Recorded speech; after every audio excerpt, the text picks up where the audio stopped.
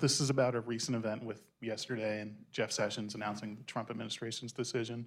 Do you agree with the Trump administration that DACA was unconstitutional? Also, do you think the House and Senate actually have a chance of passing legislation that would extend and make permanent the program?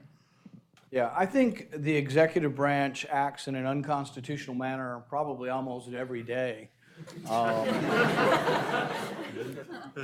Republican or Democrat. I mean, it's been going on a long time. And if you talk about the biggest danger of you losing your freedom or liberty is from executive overaction. The biggest danger of your country going to war in a war that we shouldn't be involved in, once again, executive action. So DACA, I think most of the courts, there's been several court cases and they've all agreed that it's unconstitutional. He created law. That has nothing to do with the argument of whether they should have it or not.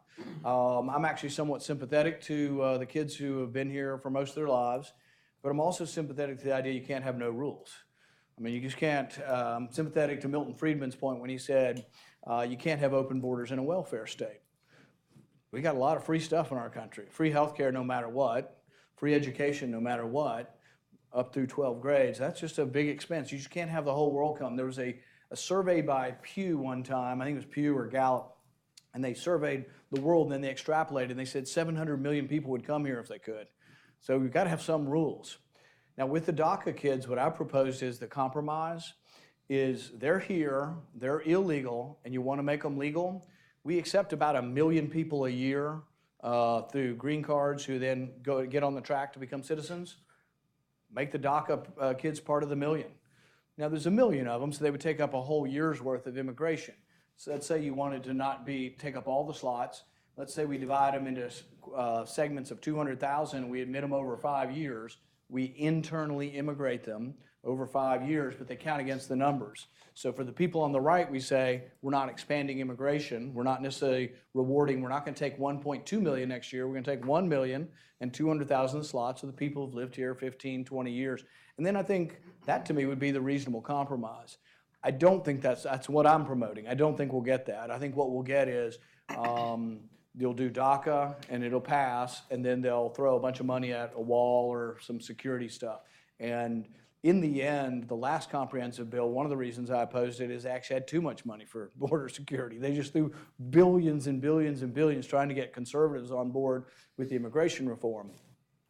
With immigration in general, most immigrants are an asset to our country. Most of them are good people. Most of them are hardworking people and should be looked at that way.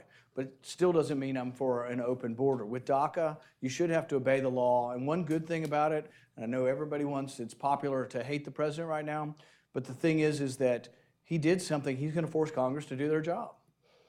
I mean, that's what he's, if you read his Twitter account, that's what he's saying he wants us to do, telling us to do our job. And it is true. And in fact, I'm trying to do something similar to that. So he's forced DACA back to us. If it's very unpopular to send these kids back to their country, or who knows, some of them might not even speak Spanish or whatever language, if that's not popular, Congress should fix it. I'm trying to do the same thing on the authorization of use of force.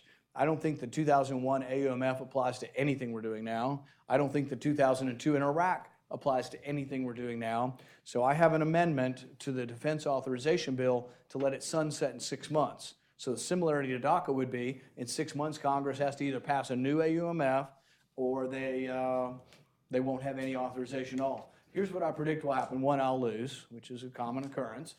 But I'm holding it up. So when John McCain came back at midnight and he asked for immediate, expedited consideration of the defense bill, I objected.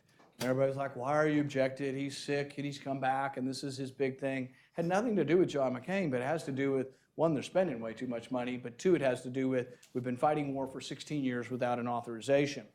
There's a whole bunch of people on both sides who argue that we should have a new AUMF, but mark my words, most of them will not vote for a 6-month sunset. They'll say, oh, that's too dramatic. And my response to them is, well, it's been 16 years and 6 months. How long do you want to wait till we actually address the issue that we should be addressing? But so I support what Trump did on DACA. I do support a compromise and probably will vote for some sort of compromise. But I think the best compromise would be that the kids that are going to be internally immigrated would be taken from the numbers of people. I would also do something for the same 11 million people. The 11 million people who are here undocumented or illegally, I'd gradually start internally immigrating them. They'd have to work. And as long as they're working, they got to stay. And I would also say one other thing before we move on. This is something that I think liberals get completely wrong about the Statue of Liberty in Ellis Island. They're all forever saying, oh, we're this country, everybody can come.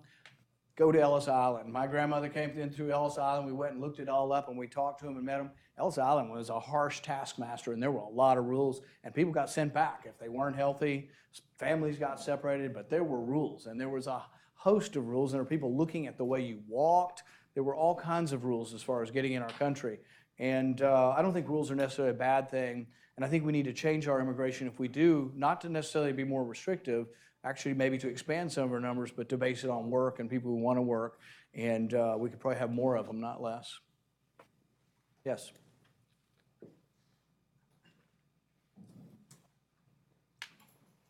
Thank you. Hi, Senator. I'm really